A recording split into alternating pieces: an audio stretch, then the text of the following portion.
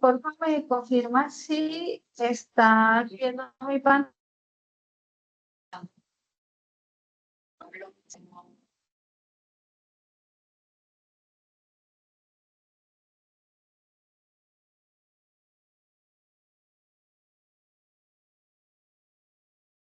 ¿Estás escuchando?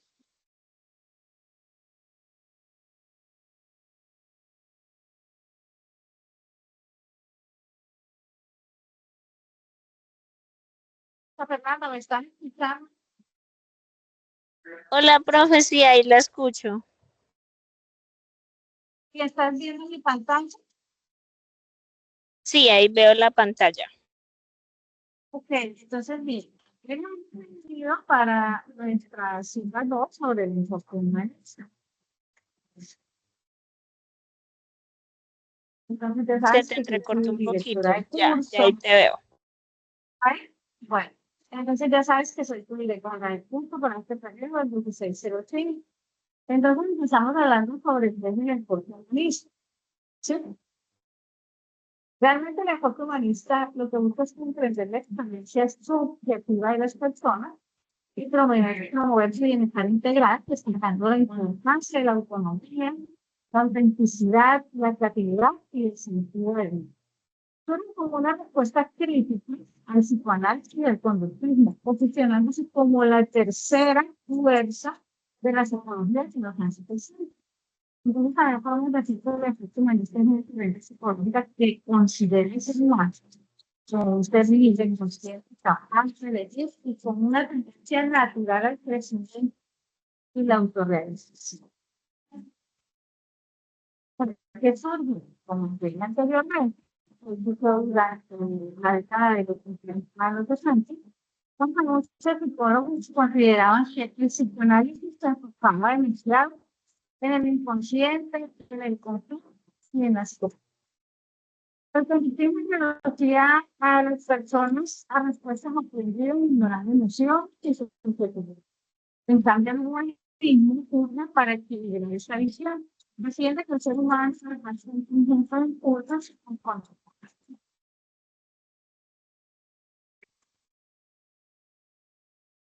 Un humanista tiene un objeto de estudio y ese objeto de estudio es el ser humano en toda su totalidad, pero tiene ciertos énfasis. Uno de ellos es la experiencia subjetiva. Y la experiencia subjetiva pues, es la forma única en la que cada persona interpreta y siente su realidad.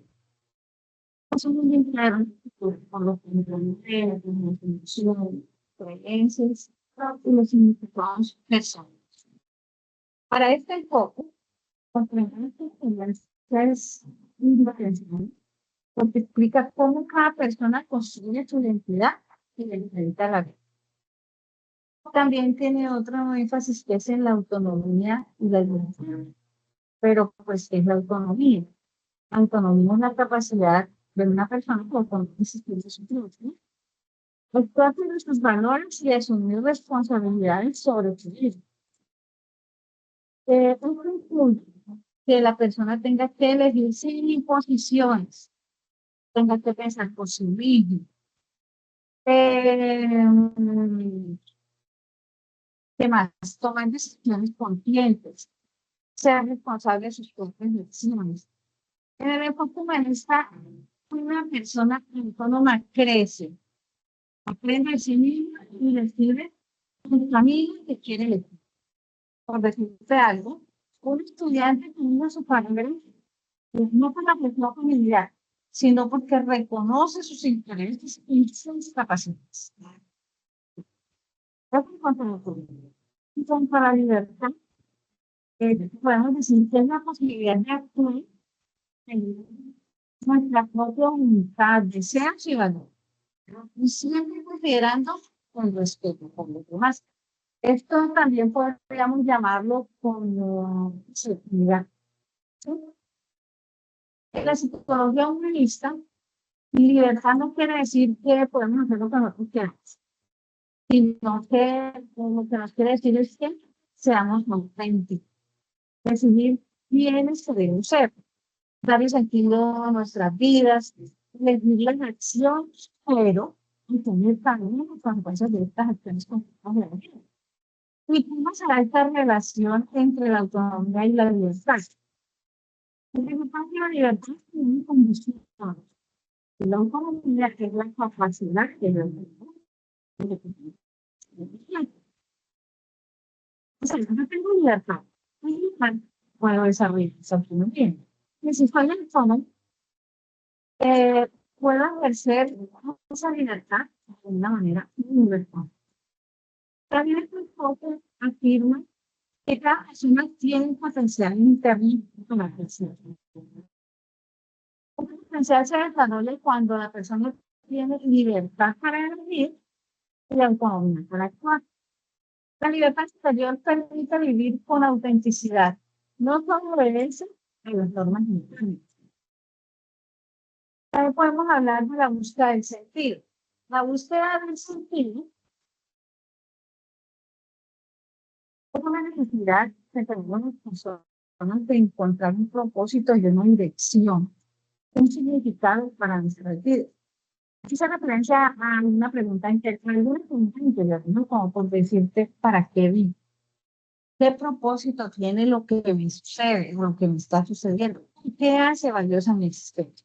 Esto no es solo como estar filosofando, esto es una motivación psicológica profunda que orienta decisiones, metas y algunas acciones. También tenemos el desarrollo del potencial humano. El desarrollo del potencial humano. El desarrollo del potencial humano, lo que nos quiere decir es que esto es una idea que todas las personas tenemos, como son las capacidades internas, emocionales, las cognitivas, las sociales, las creativas, y que pueden crecer o pueden perfeccionarse a lo largo de nuestra vida. ¿Y qué incluye este desarrollo del potencial humano? Incluye la autoconsciencia. Y esto lo que nos hace es reflexionar acerca de conocer quién soy, qué siento, qué quiero y qué me limita. También tenemos la creatividad, que es la capacidad para imaginar situaciones, innovar y expresarnos. También tenemos capacidad de decisión, y esto es elegir sin autonomía, asumiendo responsabilidades. Tenemos la inteligencia emocional, la gestión de las emociones, la empatía y las relaciones sanas. Tenemos el fortalecimiento de valores, la coherencia entre lo que pensamos, lo que se siente y lo que se hace. Eso es lo que se llama integridad. También tenemos el crecimiento moral y espiritual, que es la búsqueda de significado y un propósito vital. También tenemos el crecimiento personal y emocional. El crecimiento personal y emocional, esos son los pilares centrales del enfoque humanista. Esta referencia al proceso continuo del cual cada persona se desarrolla, madura, se conoce a sí misma y construye una vida más plena. El crecimiento personal y emocional, desde este enfoque, es un proceso continuo donde la persona desarrolla autoconciencia, fortalece su autoestima, construye relaciones más sanas y avanza hacia la autorrealización, viviendo pues, de una manera mucho más auténtica y con mucho sentido. ¿Qué implica todo este conocimiento? ¿Sí? Todo este crecimiento. ¿Qué implica este crecimiento? Inicialmente, un autoconocimiento. Este lo mismo nos plantea que conocernos bien es el primer paso para la fase. También nos habla de una autoconciencia emocional. Y aquí, pues, el objetivo no es que controles las emociones, sino que entendamos cómo son nuestras emociones, las gestionemos de una manera sana. Tenemos el desarrollo de la autoestima, que es una autoestima basada en la aceptación y no en la perfección. La autorrealización es el proceso de convertirnos en la mejor versión de nosotros mismos. Tenemos la capacidad para relacionarnos de manera sana, y esto es el crecimiento personal y no ocurre aislado. Esto expresa en la manera en como nosotros nos vinculamos con los demás. También tenemos responsabilidades sobre nuestra propia vida. O sea, no soy producto de mis circunstancias, soy producto de mis decisiones. A veces uno se pasa todo una vida, pero a veces me pasa esto. Resulta que todas estas situaciones, estas circunstancias, son el resultado de las decisiones que nosotros nos tomamos. También nos habla de la autenticidad. Y es que el humanismo ve la autenticidad como un camino hacia la libertad y hacia la plenitud. Esta humanista tiene algunas premisas, algunos fundamentales que se basan. El ser humano posee una tendencia innata a así. Otra es la realidad, que conoce a través de la experiencia subjetiva, también la definición más creemos. La persona es un punto integral, no fragmentado. La libertad y responsabilidad son esenciales. La relación terapéutica auténtica es una generación. Las emociones son fundamentales para comprender a la persona. La salud psicológica se relaciona con la coherencia interna y la autenticidad. Tenemos algunos autores tenemos a Gran Mario. Él estuvo desde 1908 hasta 1970. Él dispuso la pirámide de las necesidades. Y también introdujo el concepto de la autorrealización comunista última al desarrollo humano y estudió personas sanas, y no solamente personas que tienen el tipo de patologías. Entonces, la pirámide de Maslow nos habla de todas las necesidades humanas en algunos niveles jerárquicos. Iniciamos con las necesidades fisiológicas, que son las de la alimentación, las de descansar, las de asearnos, todo lo básico de una persona. Posteriormente son las de seguridad, y es donde está la estabilidad, la salud, la protección. Luego sigue la afiliación, es cuando ya empezamos a desarrollar amistades, afectos, sentidos de pertenencia. Luego sigue el reconocimiento, y ahí es donde está la autoestima, el respeto y la motivación positiva. Y también está la autorrealización, y es cuando ya la persona debe desarrollar su potencial, su creatividad y su sentido de vida. La propuesta de este autor, de Abraham Maslow, lo que indica es que para estar hacia niveles superiores, primero debemos tener satisfechas las necesidades básicas. El señor Maslow planteó que el objetivo final del conocimiento es la autorrealización. ¿Y esto qué quiere decir? Que para que necesitamos llegar a una versión de debemos desarrollar todos nuestros talentos y capacidades. También que tenemos que vivir de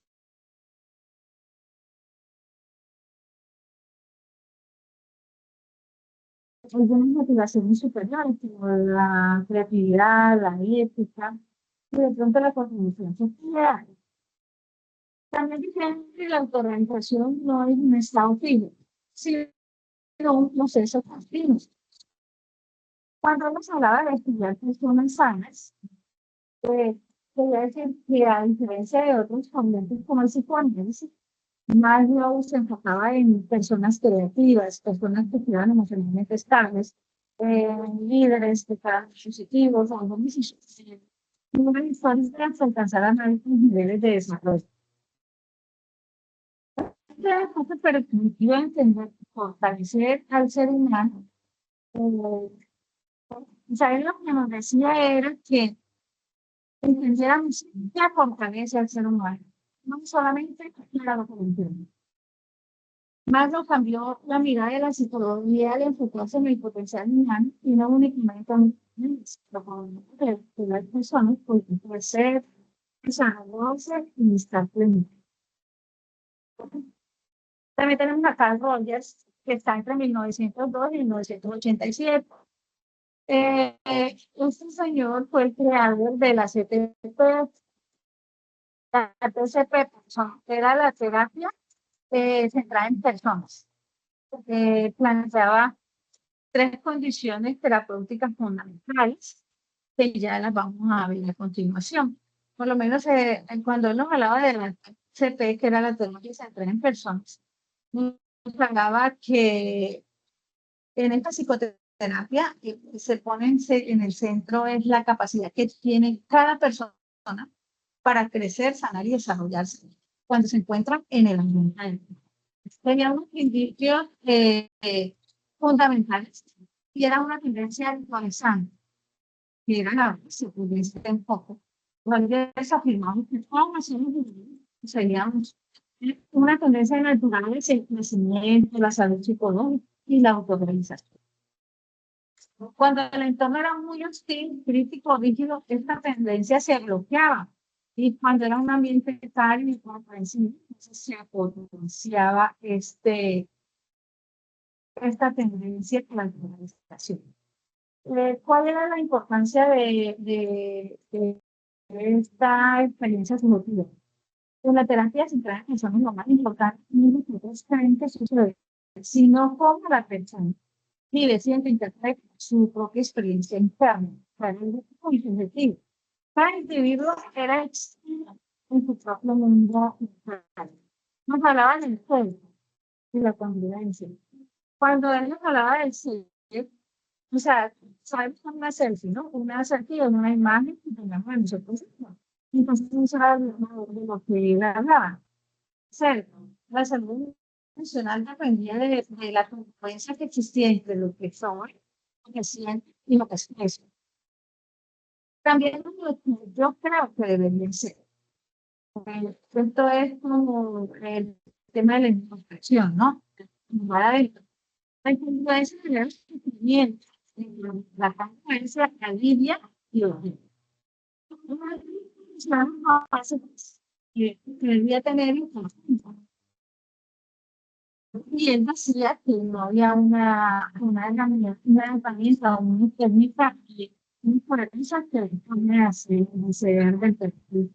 Entonces, por eso él puso como tres condiciones para ejercer esta carrera. Una de ellas, la primera era la empatía. La empatía consistía en comprender la experiencia del otro como si fuera propio, sin perder pues, la diferencia. El sentir con esa persona y no sentir por esa persona. ¿Sí? O sea, sí, vamos a ver,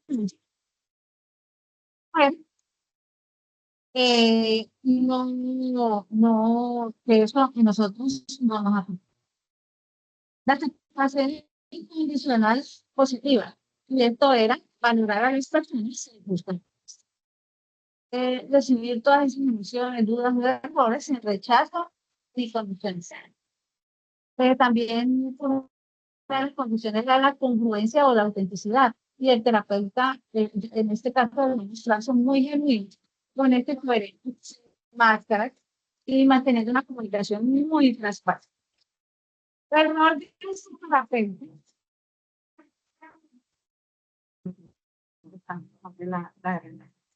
el rol de ese terapeuta, él interpretaba la vida del paciente y no de su situación. Como que era como crearle un clima, un ambiente muy adecuado para que el paciente pudiera descubrir su camino. Está en el proceso de conducta y no es la técnica que le van a la muerte para realizar el proceso. Que tenía algunos objetivos y era fomentar el autoconocimiento y la autoaceptación del paciente.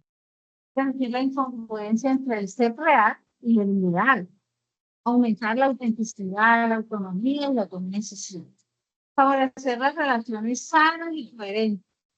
También impulsar el desarrollo personal y la autorrealización. Esta terapia tenía algunas modificaciones. Una de ellas era poner la personalidad, en la educación, en el trabajo social, en el coaching, en la mediación, en la resolución de conflictos y también en el acompañamiento emocional. También tenemos a Rollo Mal, que él nos habla del enfoque existencial y aquí nos habla de la libertad, la responsabilidad y el sentido de vida. El enfoque existencial, pues, es una corriente humanista que estudia la experiencia humana y de conceptos comunes, pues, que hablamos anteriormente, la libertad de elección, la responsabilidad, el sentido, la angustia, la autenticidad y el poder. No se centra en sí, sino en la existencia humana, que es entendida como la capacidad de decidir, construir y asumir su proyecto. Pero que es la libertad, donde no hay posibilidad de elegir.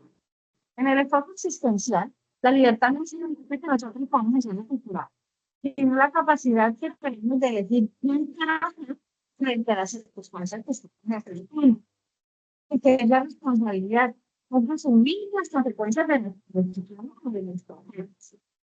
Para los existencialistas, la libertad y la responsabilidad van unidas siempre, porque la responsabilidad implica reconocer que somos motores de nuestra vida. Y hay desconcepciones de lo que elegimos y también de lo que evitamos. No vamos a culpar el destino y ahora de la circunstancia porque no estamos. Tomamos nuestras decisiones de manera consciente en vez de vivir en un mundo.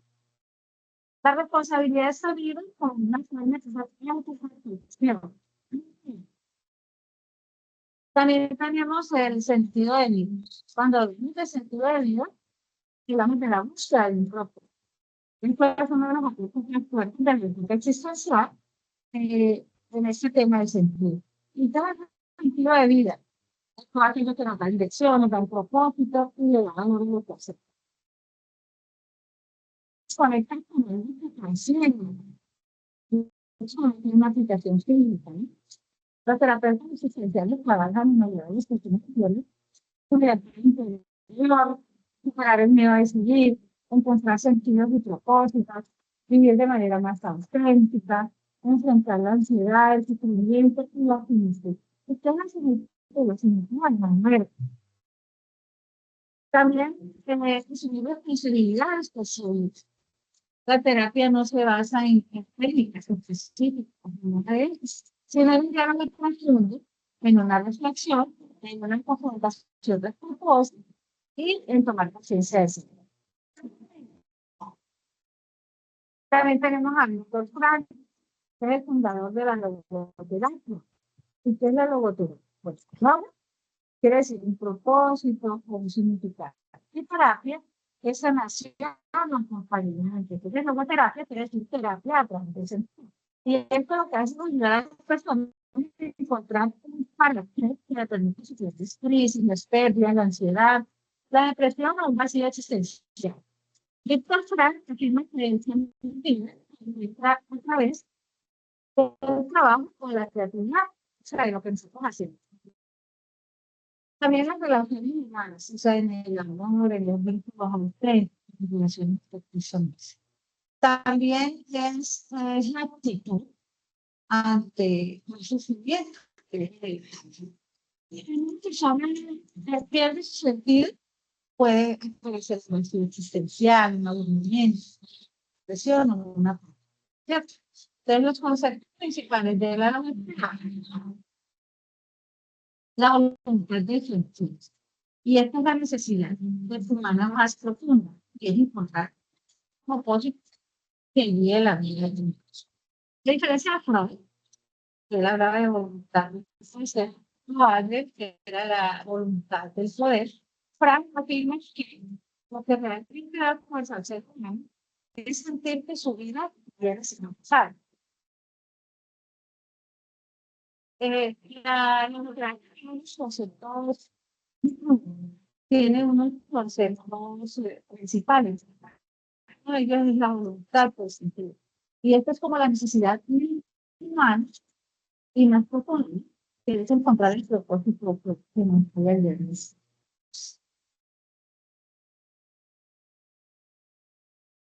También hablaba de una libertad interior. Y hasta el ser humano no siempre puede cambiar las circunstancias, sea libre para elegir la actitud que va a llevar durante ese proceso. Fran nos demostró que incluso en el sufrimiento extremo existe un espacio interior del mundo. También nos hablaba del sentido de vida y de que cada persona tiene un sentido único. Hemos hablado de que esto no era algo de medio, sino algo muy particular y concreto que podría cambiar en un momento. También nos hablaba de una ciencia esencial. Y es cuando una persona no encuentra un propósito. Entonces aparece el aburrimiento, cuando aparece la insatisfacción, aparece una sensación de vacío, aparece la empatía y la pérdida de dirección, la tristeza sin causa aparente. Entonces, él a través de la logoterapia ayuda a superar todos estos estados. Entonces, ¿cómo era que se podía encontrar? ¿Cómo era que se podía encontrar el sentido? Sí, sí, Frank proponía tres vías. Y él decía que había tres caminos, ¿no? Tres vías, tres caminos. Uno de ellos eran los valores creativos. Y era el que lo que hacemos, creamos software. Y otro era la publicidad. Y es que entraba en los proyectos y les sinceramente los proyectos, como por ejemplo, el servicio. También hablaba de unos valores evidenciales. Y es lo que experimentamos constantemente, con el cargo, el amor, el arte, la naturaleza, la espiritualidad, las relaciones significativas. También nos hablaba de valores actitudinales, que es la cultura que nosotros manejamos frente a un sufrimiento. Por lo menos afrontar una enfermedad, una pérdida, una crisis. Eso tenemos que hacerlo con mucha dignidad y con mucho tiempo. Ese camino, este señor lo consideraba humanamente elevado porque permitía encontrar sentido incluso en circunstancias que eran muy extremas. Él nos hablaba de algunas técnicas de intervenciones humanistas, ¿cierto? La terapia centrada en la persona. Tenemos la RESPAI, el enfoque nuclear, la logoterapia, que es el sector de vida, las terapias existenciales, los encuentros grupales, la escucha activa y la empatía profunda, algunas técnicas de autoconocimiento y trabajo con emociones corporales. ¿Qué aportes ha hecho el humanismo a la educación? Se centra en el estudiante como persona, promueve el aprendizaje significativo, ya te llamo, fomenta la creatividad y la autonomía, fortalece ambientes seguros y humanizantes. En la vida diaria, viva funcionando y funcionando de emociones. Promueve relaciones humanas auténticas, mejora la autoestima y las decisiones. Y nos invita a vivir juntos. Son los aportes que se van a aprender como nuestra vida. Pero el organismo también tiene algunas críticas. Una de ellas es que su enfoque es muy cualitativo y puede ser un poco difícil de entender. Es muy subjetivo porque de la experiencia, depende de la experiencia personal. Se idealiza la bondad natural del ser, que no siempre es eficaz en trastornos graves. También depende de la calidad del ser. Entonces, mi querida Luisa Fernanda, esto era lo que tenía que contribuir en cuanto al enfoque humanista. Entonces, tengas alguna pregunta, alguna duda, alguna inquietud, referente a lo que hemos hablado.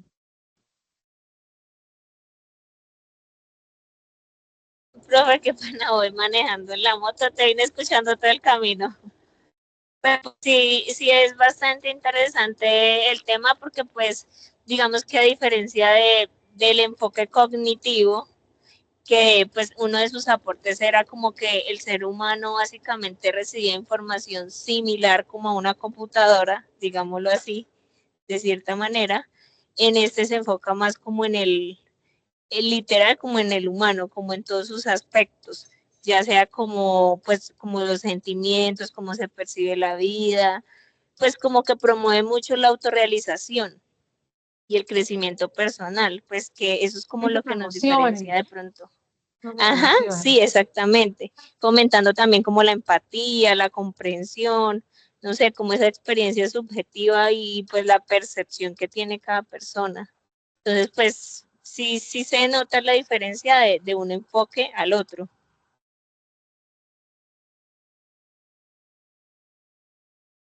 Sí, es bastante marcada, ¿no? Por eso decía que este era como algo que había surgido, teniendo en cuenta algunas inconformidades, ¿no? De los otros empleados. Entonces surgió este. Entonces, Claro, digamos, pues, sí. bueno, estás ocupadita, sí, como entiendo que estás muy ocupadita, y entonces, bueno, te voy a invitar a que revises la grabación, te la voy a compartir.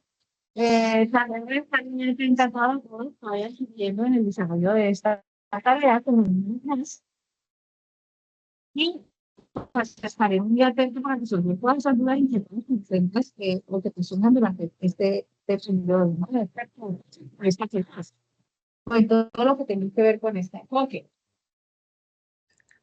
Listo, profe, no, muy amable. Qué pena, gracias por haber sacado el tiempo y mire, pues solo estuve yo, pero, pero fue productivo.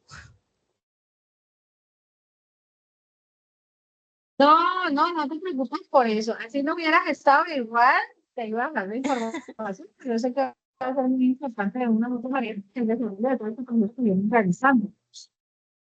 Sí, tenía una pregunta, profe. Bueno, si ya asistí a esta, ¿tengo que asistir a la otra CIPA o ya digamos que con esta queda como mi participación? Ah, como al otro encuentro, No, digámoslo esta, así. esta ya es, ahorita me viene es una réplica, no, ahorita viene una réplica de esta, y posteriormente viene la otra, no sé si tienes que asistir. Ah, ok, sí, no, en la Si ya charla que asististe también a me esta, enviaste el link, sí. sí, a esta ya asististe, ya no, ya la no. Sí. Ah, ok, profe, listo. Muchas, muchas gracias. Ah, mi estimada, le deseo una feliz noche, muchas gracias por asistir y por compartir este encuentro, que te que va a ser muy significativo para el desarrollo de este proceso. Igualmente, profe, feliz noche, que descanse. Gracias, mi querida.